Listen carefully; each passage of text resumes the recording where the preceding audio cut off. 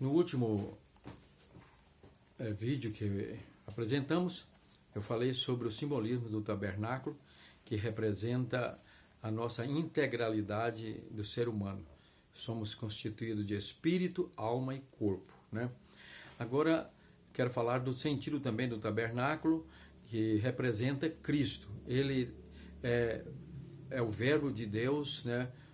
Deus que se fez carne, se fez ser humano e habitou entre nós. Ele era 100% Deus e 100% homem.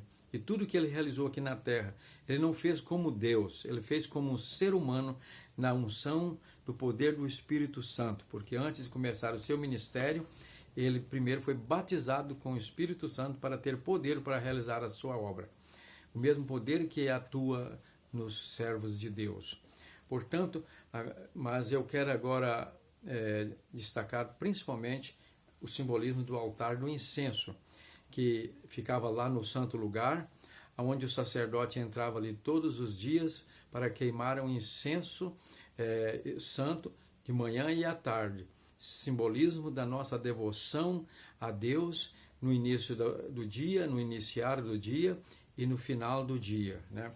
E é curioso que nós temos que ver aqui que nesse altar não podia oferecer incenso estranho, só aquele especial preparado ali, com 4 substâncias que representam a plenitude de um coração que está 100% de acordo com a vontade de Deus. A plenitude do caráter, né? Um caráter segundo o caráter de Deus. O número 4 representa essa integralidade moral, espiritual do ser humano, como o número 3 representa a divindade. Portanto, nesse altar não podia oferecer esse incenso estranho porque cheiraria mal. Lá em Provérbios, no capítulo 28, versículo 9, né, nós encontramos aí a seguinte referência, onde diz que aquela pessoa que deixa de cumprir a lei de Deus, desobedece, anda contrária à vontade de Deus, até a sua oração é detestável, é abominável diante do Senhor. Abominável significa que cheira mal, é repugnante, é uma carniça. Então, Deus só aceita a oração que é dirigida a Ele partindo de um coração puro, como Jesus disse. Bem-aventurados os limpos de coração, porque eles verão a Deus, né? E outros detalhes interessantes aqui do altar do incenso, que não podia oferecer ali holocaustos, né? Nenhum sacrifício de sangue ou de cereais e coisas assim apresentadas lá no altar do átrio, porque quando o sacerdote entrava lá no santo lugar para ali queimar o incenso, né? Ele pegava lá no altar as brasas, punha no toríbio ou naquele recipiente e entrava no altar e ali pulverizava o incenso santo em cima das brasas, em cima do altar de ouro, né? Ali no tabernáculo. Então produzia-se uma grande, aquela nuvem de fumaça perfumada que enchia o recinto. Quando ele fazia isso, ele já tinha passado lá no altar do átrio e oferecido o sacrifício de sangue pelo seu pecado e pelo povo, né? E aí então ele podia entrar lá, ele já estava limpo, com a alma limpa. Deus só aceita a oração de um coração puro. Isso é muito importante. Outra questão interessante aí que não podia apresentar ali oferta de cereais, né? Isso significa que Deus não quer que a oração seja um lugar de deleite, de prazer, como sentar num banquete, né? Porque isso não representa a atitude e espírito de oração. É lugar de diálogo, de intimidade, de comunhão com Deus, de interceder, né? E não de demonstração de espiritualidade, como algumas pessoas dizem, eu estou agora, tirei 30 dias para orar de madrugada, então todos os dias eu oro de madrugada, e fica contando, eu oro tantas horas, tantos minutos. Isso não tem efeito para Deus. Jesus disse lá em Mateus, no capítulo 6, versículos 5 a 8, o seguinte: vocês quando orarem não façam como os escribas e fariseus, os hipócritas, que oram nas praças para serem vistos pelos homens. eles já receberam a recompensa. Vocês, quando orarem, entrem no quarto, fechem a porta atrás de si e orem em secreto. E o Pai de vocês, que vê em secreto, lhes recompensará. Portanto, a oração deve ser um momento de comunhão íntima com Deus.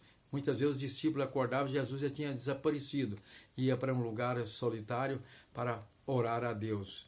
Nem ficavam sabendo, né, onde ele orava, nem quanto tempo ele orou. Outra coisa curiosa é que não podia oferecer a ele libações, quer dizer, com vinho.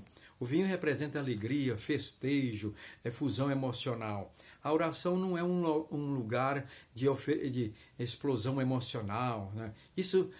Essa expressão emocional deve existir no louvor, né? No louvor e não na oração. Porque ali é um lugar de você falar com Deus com naturalidade.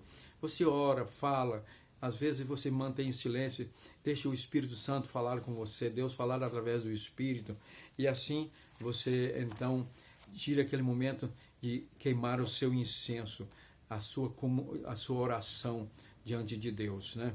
Apresentá-la. Portanto, concluindo, nós podemos ver aí que tudo no tabernáculo representa, aqui neste aspecto, Cristo. E nós temos aí a figura dele, né, que veio realizar a redenção do ser humano aqui na terra. Então, ali o altar, lá de fora do átrio, representa o Calvário. E o altar de incenso representa o coração puro daquele que foi purificado pelo sangue de Cristo e agora pode apresentar a sua oração e ela será então ouvida. Portanto, que não oremos com um coração magoado, cheio de amargura, rancor, que cometemos alguma coisa errada. O Senhor diz na sua palavra, diz o apóstolo João, se confessarmos os nossos pecados, Ele é fiel e justo para nos perdoar os pecados e nos purificar de toda injustiça. Então, quando formos orar, devemos ter a consciência limpa, perdoar a todos, como Jesus disse lá na própria oração do Pai Nosso. Perdoa as nossas ofensas, assim como nós temos perdoado os que nos têm ofendido. Deus só nos ouve a oração quando no nosso coração não há nenhum resquício de amargura, de ausência de perdão. Porque Jesus disse que, na sua palavra, ele ensinou que assim como nós perdoarmos, assim como nós exercemos o perdão, Deus também nos perdoará. Se nós negarmos o perdão ao nosso semelhante, nosso próximo, nosso irmão, também não seremos perdoados. E a nossa oração vai cheirar mal. É incenso estranho na presença de Deus. Que Deus nos abençoe.